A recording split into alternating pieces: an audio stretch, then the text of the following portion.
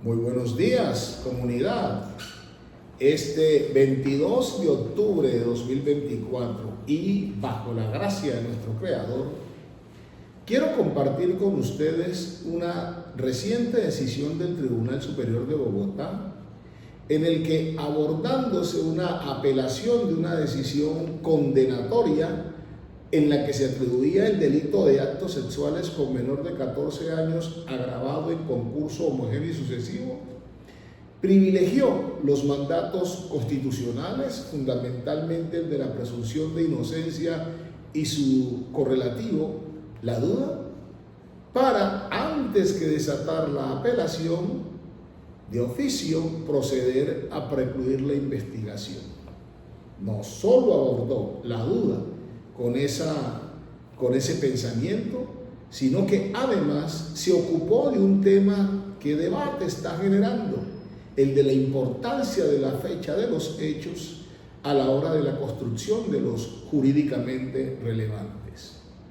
Hablo de una decisión del 2 de julio de 2024, radicado 2017-1263-01, magistrado ponente Carlos Andrés Guzmán Díaz, en sala con los honorables magistrados Hermens Darío Lara Acuña y Dagoberto Hernández Peña. Destaco, era un delito sexual contra menores de edad, en los que regularmente vemos cómo la balanza inexplicablemente se inclina contra los intereses de la persona que está siendo objeto de investigación. Dice a página 5 de la providencia que tenemos en nuestro poder: la duda en el proceso penal.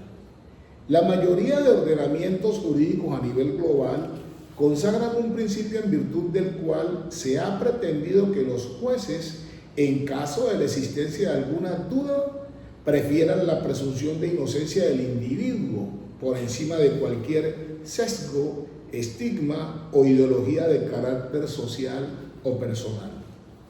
En el ámbito nacional, tal situación encuentra fundamento constitucional en el artículo 29 de la Constitución, en donde el legislador constituyente determinó que toda persona se presume inocente mientras no se le haya declarado judicialmente culpable, contenido que se replica de forma muy similar en el artículo 7º de la Ley 906 de 2004, a lo que agrego, porque insisto mucho en este aspecto en clases, que la norma dice que no solo a la persona se le presume inocente, sino que hay que tratarla como tal, hay que tratarla como inocente. Sigo leyendo la providencia. Esta corta disposición trae consigo una importante carga para la Fiscalía General de la Nación, quien tendrá el deber de desvirtuar esa presunción.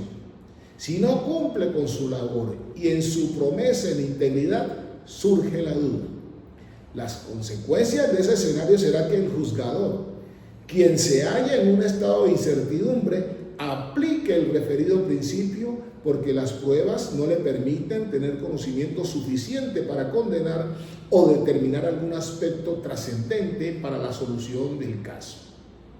Ojo, es claro que el estándar exigido para ese fin es elevado. No basta con que la Fiscalía presente una hipótesis acusatoria posible o probable. El convencimiento debe ir más allá de toda duda razonable, el cual no se alcanza cuando las pruebas practicadas en el juicio brindan soporte a otras alternativas, al punto que pueden ser catalogadas como verdaderamente plausibles. Es una discusión que ha tomado mucha fuerza en la actuación. Ojo con las hipótesis factuales de la defensa, que también se acreditan o que no se logran desvirtuar y que generan la duda, aquellas que se proponen cuando se elevan las solicitudes probatorias. Sigue la providencia. Así lo dispone el artículo 7º del Código de Procedimiento Penal, al indicar que la duda que se presente se resolverá a favor del procesado y que para proferir sentencia condenatoria deberá existir convencimiento de la responsabilidad penal del acusado más allá de toda duda. La duda y la presunción de inocencia son instituciones con diversas finalidades claras. De un lado, buscan erradicar la arbitrariedad en la actividad judicial producto de fallos sin un sustento probatorio sólido, construido mediante sesgos o conjeturas de la persona investida con la función de juzgar. Por otra parte, son un importante límite a las condenas indiscriminadas.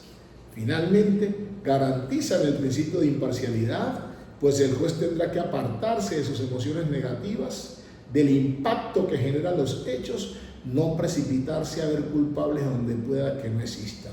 Además, anticipamos, dice el tribunal, la duda es un criterio adecuado para la definición de la selección normativa menos restrictiva para los derechos de la persona, bien por indefinición probatoria o por su aplicación en el tiempo. En efecto, si hay duda en algún aspecto en concreto de la acusación o en un hecho jurídicamente relevante que sea imprescindible, según el caso concreto, como la ocurrencia de un agravante, el tipo penal más benigno o la ley aplicable en el tiempo debe optar por la opción más favorable para el acusado, según hemos visto hasta ahora. Es cierto, los delitos de naturaleza sexual, y más cuando son en contra de menores, por su naturaleza causan repudio. No obstante, la emisión de una condena le impone al Estado, a través de la Fiscalía, desvirtuar la presunción de inocencia del procesado.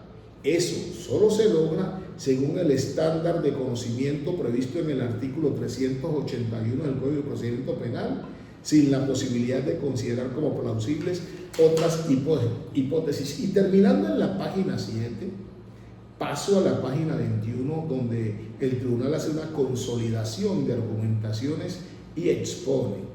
Sin embargo, aún con la importancia y necesidad de darle sentido a la idea de un interés superior a los menores de edad, no significa que se deban eliminar las garantías del procesado. Una de ellas es defenderse de unos hechos respecto de un periodo determinado, y otra es ser investido y juzgado según las normas vigentes para el momento de la comisión del aparente injusto penal, y lógicamente las que se deriven del cálculo para el legítimo ejercicio de la acción penal. Y es válido informarlo y es válido decirlo, porque es que recurrentemente estamos observando casos donde la prueba no apunta a la responsabilidad. La prueba construye más bien una duda.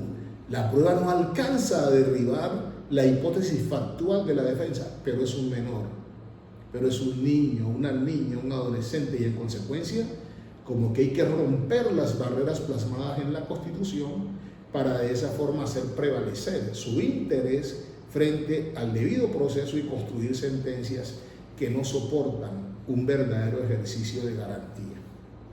Pero en esta providencia, que como les dije tenía como propósito desatar la apelación contra la condena, el tribunal no entró en esa discusión, sino que concluyó que, siendo un hecho jurídicamente relevante en muchos casos, la fecha siendo importante, en este caso lo que había operado era el fenómeno de la prescripción. Por ello abordó otra discusión. La fecha exacta de ocurrencia del delito es un hecho jurídicamente relevante. Dice, la idea de hechos jurídicamente relevantes que aparece en el artículo 288 del Código de Procedimiento Penal y se reitera en el artículo 337 de la misma obra, ha generado notables discusiones en el ámbito judicial. En ese sentido, la jurisprudencia ha realizado importantes precisiones para definir lo que ha de entenderse como tal.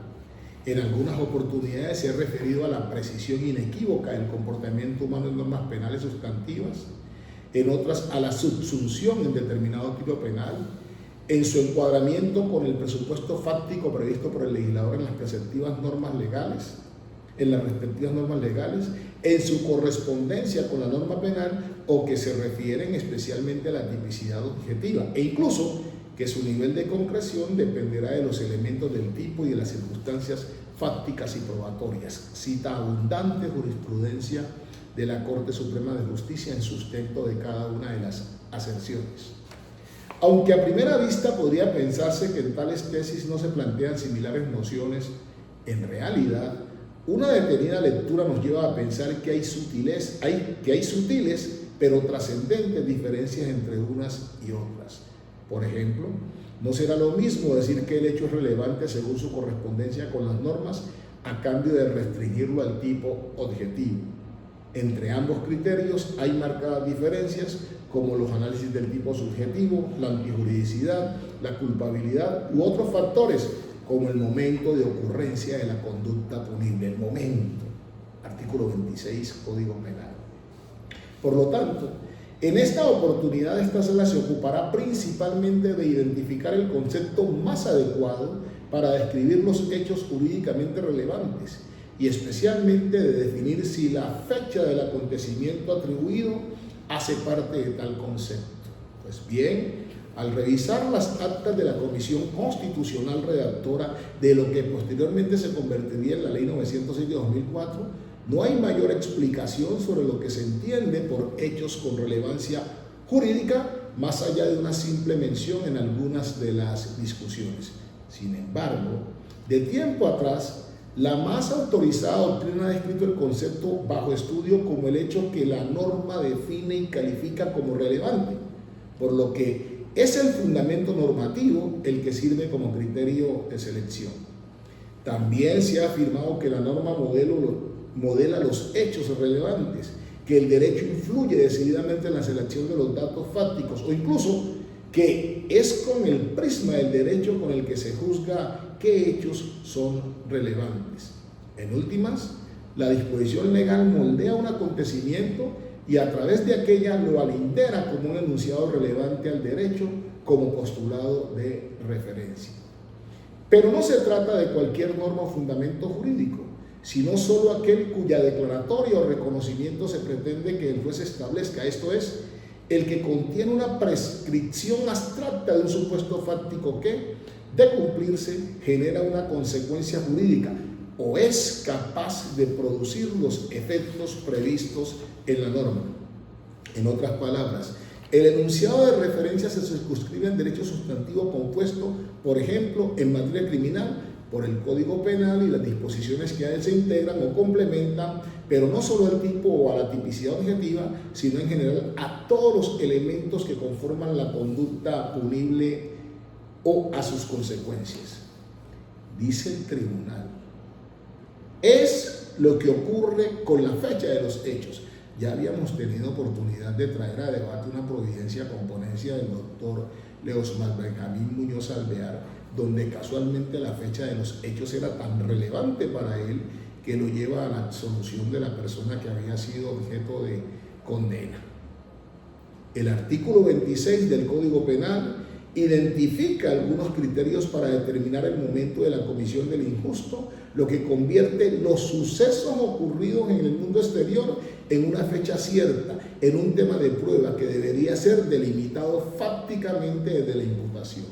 Claro, es entendible que en ciertos casos la precisión de la fecha pueda ser algo difusa, como ocurre en los delitos de carácter permanente o en ciertos eventos en que por razones probatorias ese dato no es determinado, pero sí es determinable con cierto marco temporal. Aún en los delitos más tradicionales de ejecución instantánea suele ser difícil identificar el momento exacto en que ocurrió. En todo caso, la fecha precisa o al menos un marco temporal identificable permite no solo un mejor ejercicio del derecho a la defensa, sino que es tan altamente relevante que determina aspectos tales como la ley aplicable al tiempo, la caducidad de la querella e incluso la prescripción de la acción penal, como en el asunto analizado por la sala. Y efectivamente en este caso fue determinante la fecha de los hechos para mirar el tránsito que se había dado de normatividades, el tránsito de leyes, para mirar la época de ejecución de la conducta, por qué no se podían, dada esa época, hacer ciertos incrementos, y se termina concluyendo en que antes de la imputación ya había operado el fenómeno de la prescripción. Es delito contra menor, pero no deja de ser delito en el que se procesa a un ser humano que está rodeado de todas esas garantías plasmadas en la Constitución, en los tratados, que no podemos desatender, que no podemos desconocer por sesgos, por prevenciones. Es lo que plantean aquí. Duda y otro supuesto, presunción de inocencia y además fecha de los hechos. Dios con nosotros. Amén y amén.